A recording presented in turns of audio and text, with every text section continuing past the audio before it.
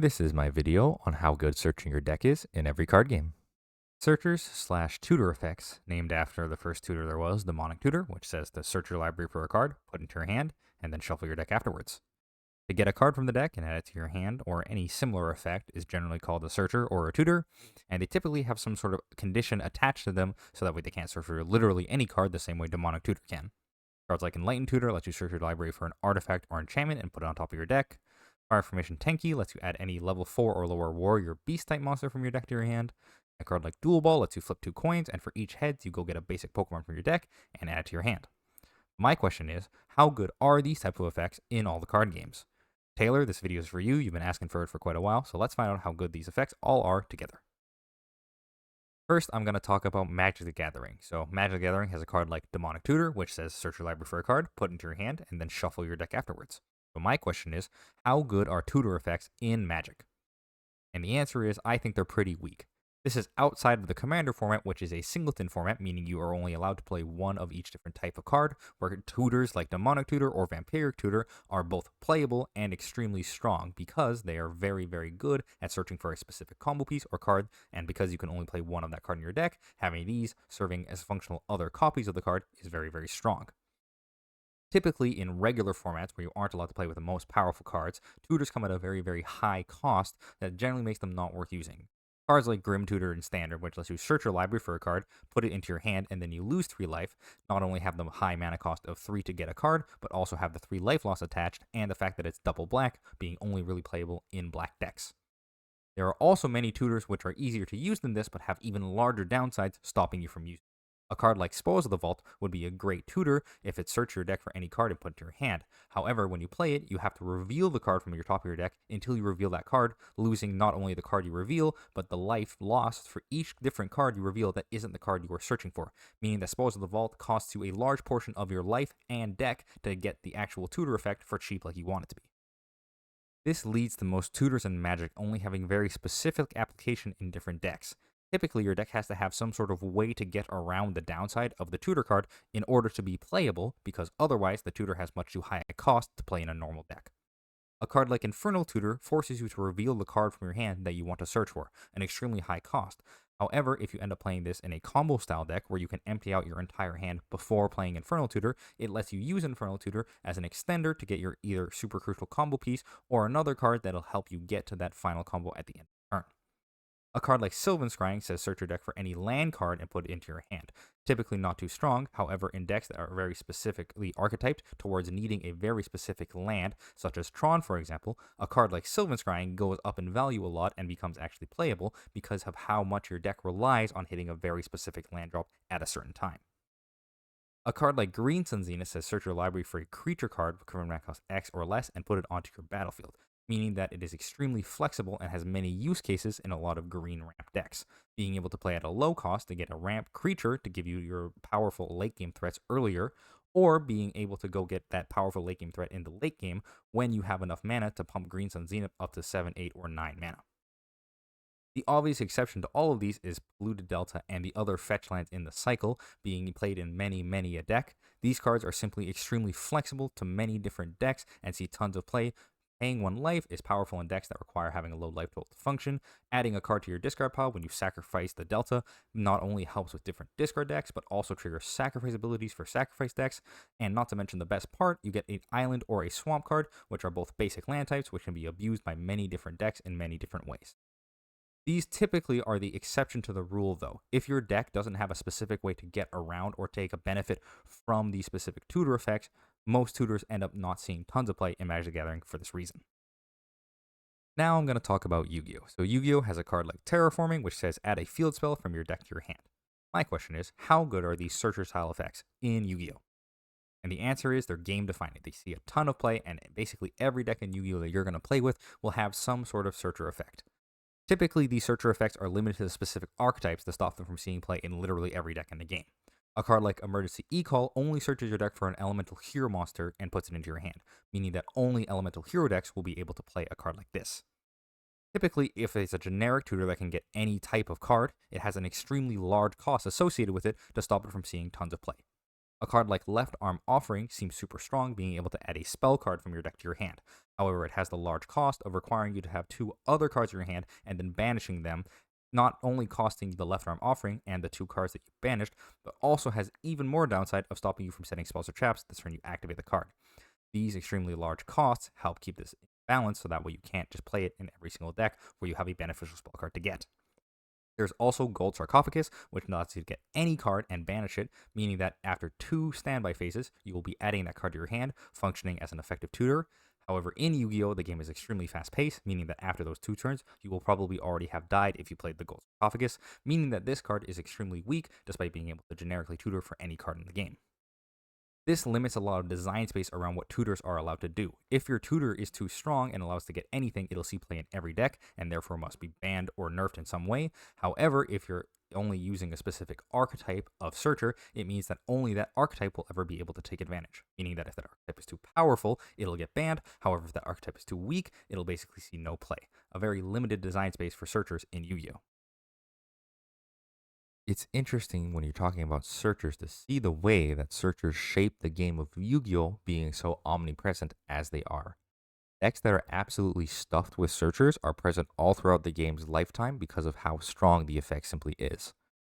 Any deck that plays any level 4 or lower Pyro monsters will absolutely play Bonfire to be able to search those cards out of their deck.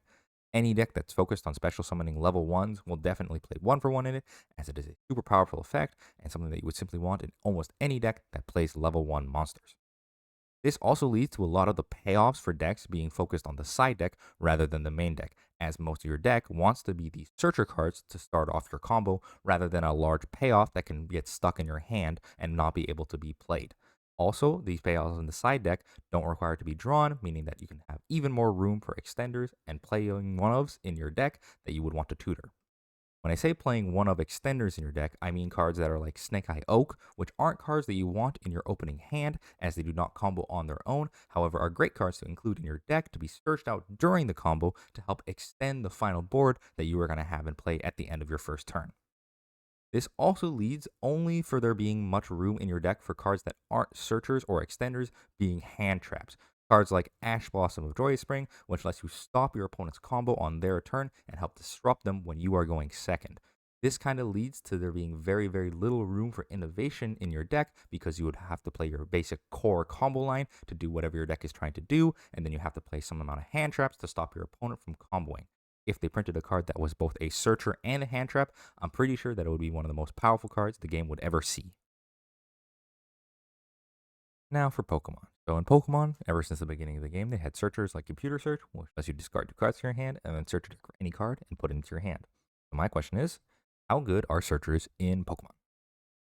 They're super duper strong. Usually, searchers are specific to a different card type, unlike Computer Search, which searches for a generic card. Cards like Nest Ball, which search for a basic and put it onto your bench. Cards like Master Ball, which search for any Pokemon card and put it into your hand at the cost of being your ace spec. And cards like Arven, which search your deck for an item and a Poke Tool card and put them in your hand at the cost of being your supporter. Options typically come with more cost, as we can see with Master Ball and Arven, giving you more cards or more options typically comes with a larger cost of costing your supporter or your ace spec card, rather than cards like Nest Ball or Ultra Ball, which allow you to discard cards to get any Pokemon card. These cards are typically more easily played, however, they have more limited options. This is offset by the flat advantage cards that are present in Pokemon. Pokemon has a lot of cards that lets you draw 2, 3, 4, even 7 cards at once for just the simple play of one card, meaning that even if you have less card advantage from cards like Arven or Master Ball being your ace spec, you can make up that card advantage with other cards in the game. These specific tutoring effects allow for a lot of resource loops in Pokemon, letting you get to basically any part of your deck from any starting tutor card. Cards like Luminion V lets you search your deck for any supporter card and put it in your hand. Because this is a basic Pokemon, that it is easily looped with other supporters and item cards, which get basic Pokemon. Ultra Ball, for example, is a card that you could get off Arven, which allows you to discard two cards and then search for a Pokemon and put it into your hand. You can then play down the Luminion to get any supporter in your deck, functionally getting you any supporter card from Arven, even though it doesn't say that you can get supporter cards from that card. This gives your deck a lot of flexibility during both deck building and gameplay, meaning that if you play these core engines, you can get to basically any card in your entire deck. And this means that in deck building, you can put in basically any card that you want to tutor for, and you'll be able to get it with these core engines. Cards like Forest Seal Stone being a tool card, super powerful with Arven as well, and also give you a special ability that you can place on cards like Luminion V, a very commonly played card that lets you search your deck for any card and put it into your hand once per game. This also allows setup of engines like Pidgeot-EX, which is a big version of the tutor effect each turn. Its quick searchability lets you search your deck for any card and put it into your hand. Cards like this help you redeploy your threats over the course of a game after your initial setup and burst of all your tutors. That not only tutor your deck for very powerful cards early on in the game, you can also continue to tutor your deck late in the game to keep redeploying your board after your Pokemon get knocked out. This also adds a lot of neat room for tech in Pokemon specifically, meaning that if you play just one card that you want against a specific matchup, it's easy to discard to Ultra Ball if you don't need it in that matchup, but also easy to search for with cards like Ultra Ball or Pidgeot EX in the matchups where you deem it necessary. Now for Hearthstone. So Hearthstone doesn't have many traditional search effects like the previous three card games I've shown. The closest thing they got is a card like Lorekeeper Polkelt, which lets you reorder your deck from the cost of high cost to low cost, meaning that you will always draw the highest cost card in your deck after you've played Polkelt. So how good is searching for a specific card in your deck in Hearthstone? And the answer is it's really weird in Hearthstone because of the fact that they don't have these generic searcher effects. It's typically useful for combos. Cards like Polkelt or Witchwood Piper lets you draw the highest or lowest card in your deck respectively, meaning that if you really, really need a specific card for your combo that fits in one of these slots, you can play this card to go get it, although it isn't super duper strong. It's also good for different specific decks. There are a lot of cards over Hearthstone's lifespan that are very specific searchers for one deck. A card like Kronk's Dragonhoof lets you search your deck for Galakrond, which is a super powerful card in any Galakrond deck, meaning that if you have Kronks, you can specifically get Galakrond, and that is typically a good enough tutor to put in your deck. It's also too good if it's a free effect. Obviously, anyone could tell you that a free searcher in any card game would be too broken, and this is why Patches is the most iconic broken card from Hearthstone, effectively turning all of the pirates that you have in your deck into searcher deck for Patches and put him into play. Even as simply a 1 mana 1/1 with no effect, Patches is still super broken and super powerful because 0 mana search for a card is simply too strong to be played in Hearthstone. Now, because the Hearthstone designers don't want to have a specific searching effect in their game, they've had a lot of ways around searching that let you get specific cards, but don't let you get basically a card out of your deck. Cards like Possessed Lackey, which saw a lot of play, have the Death Rattle to recruit a demon, effectively summoning a demon deck. This adds a deck building restriction to your tutor effect, meaning that you can only play large demons that you'd want to tutor out with Possessed Lackey in your deck.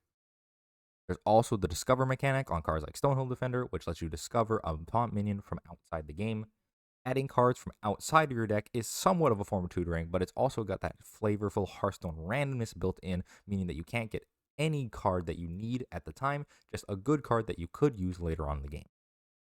There's also the Dredge mechanic, which lets you look at the bottom three cards of your deck and pick a card to put on top. Aquatic Form specifically draws it if you have enough mana to play the card.